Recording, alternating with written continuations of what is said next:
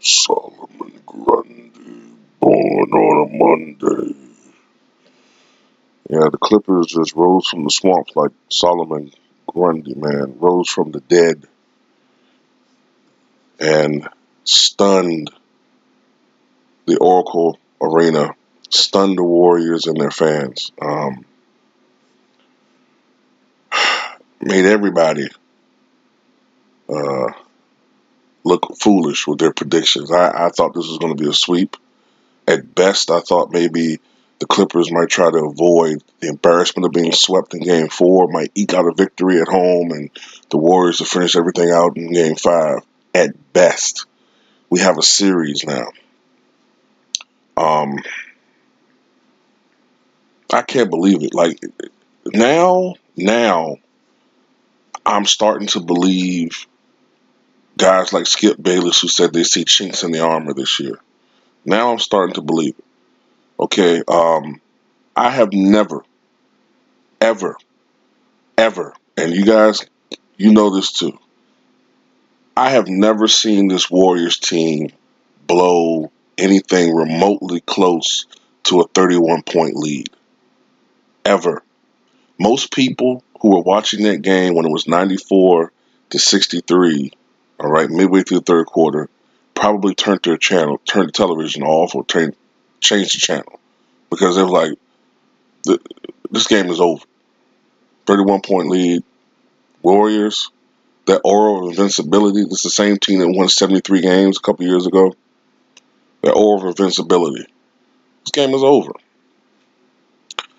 I've never seen the Warriors blow anything close to a 30-point lead. Yeah, it's been a few times they've blown an 18-point lead or a 15-point lead, a double-digit lead, 10, but 31 points. And to allow the Clippers to outscore them in the second half, not even just outscore them, excuse me, to allow the Clippers to score 85 points in the second half is inexcusable. And this particular game, okay, now it's improbable, okay? It's improbable for a team to score 85 points, okay, in a half, unless you're the Warriors.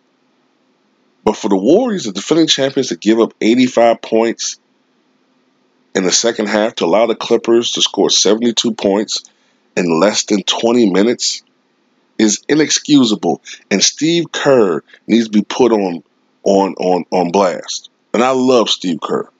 Okay, I love Steve Kerr and what he contributed to the Chicago Bulls teams in the 90s. But goddamn it, this ain't 1997 anymore. All right, that was inexcusable.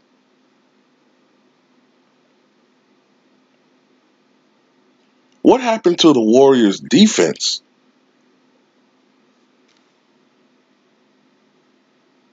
And we've seen ominous signs of this during the regular season.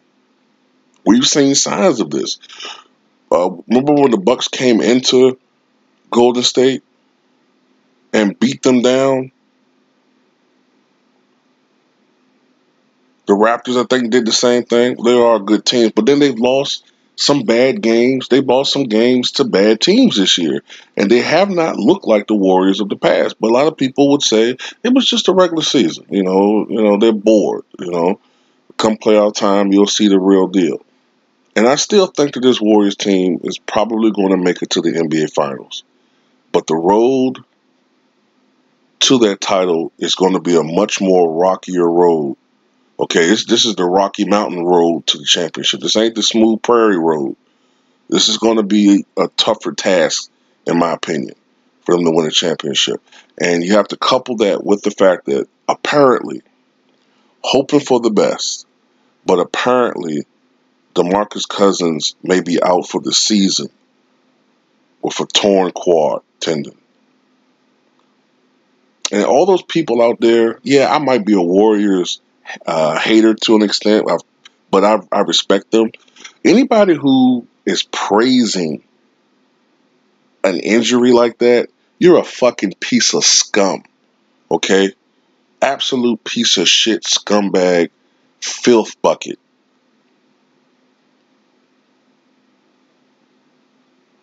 You know what I'm saying? But with these series of events, I read somewhere on Twitter that the Warriors had a private meeting after this game. Um, wow. I can't believe they blew a 31-point lead. Honestly, I'm gonna be honest with you guys. I stopped watching the game after the third quarter. I'm being 100% with y'all on that one. I stopped watching the game. I thought the series was going to plan. I stopped watching it. It's not fun unless it's your team. It's not fun watching a blowout. To me, it's not fun. Unless I really hate the team that they're playing against, and I like to see them just add on and shit. But generally speaking, no. And I think a lot of people did the same thing. Um, so I was shocked when the game was like 112 to 98. I said, well, damn, how the fuck they get back, cut the lead to 14? But I still thought they were going to win. Lou Williams looked like fucking 2006 Kobe Bryant out there. Some of the shots he was making. I mean, you could question whether Steve Kerr pulled the starters too quickly, you know. Um, but I think people have to also realize that when you're up by 31 points, typically you don't blow a 31-point lead. Um, yeah, your lead might dwindle a little bit, but why risk injury? We saw what happened to DeMarcus Cousins. You know what I'm saying? If any chance that you can prevent injury, unnecessary injury, or aggravation of an injury, yeah, you do that. But with Steve Kerr, man, like the game planning and the adjustments, like I don't get it. Like that's why I love Steve Kerr, man. And he has the highest win percentage, but that shit can be misleading. You know what I'm saying? Phil Jackson would not have allowed the Warriors to have blown a 31-point lead.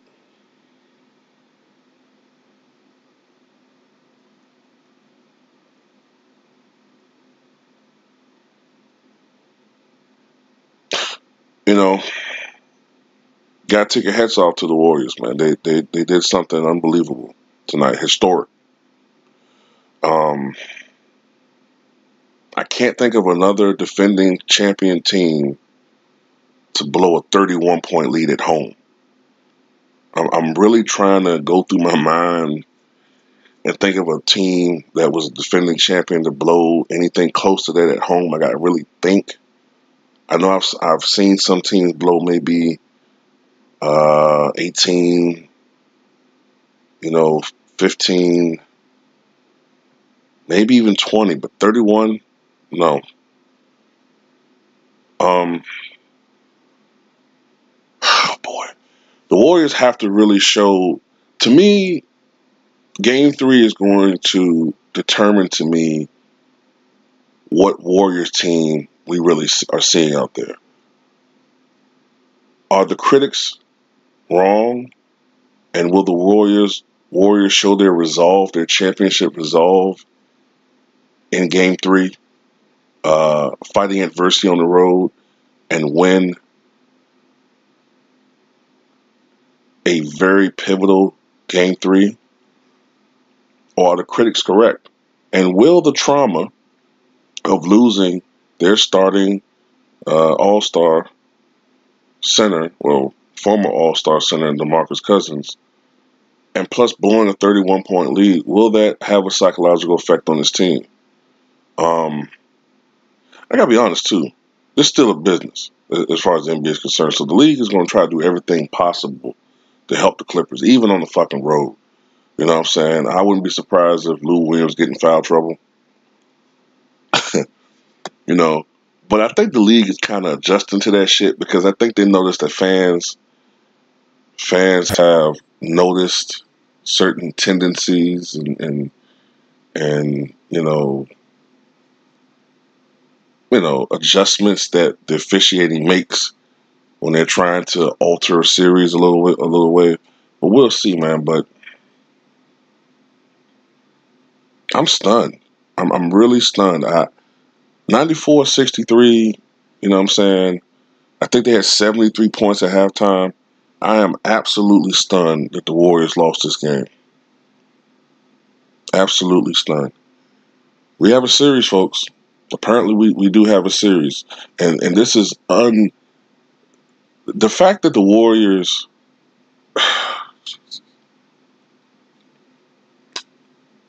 and people compare this team and call them the greatest team ever and this is the greatest dynasty. Did you ever see the Bulls? The Bulls never even lost. During their championship seasons, they never even lost a first-round game, let alone had an AC push them to the limit. They never even lost a game in the first round. And in my opinion, they played some really good H-seeded teams at times. That Bullets team, the last series, the last few games that they played as the Bullets before they turned to Wizards, that Bullets team, if they were playing maybe 20 years later or 10 years later or 15 years later, that Bullets team would have won 50-something games. Okay? But anyway, tell me what you guys think about tonight, man. This is unbelievable.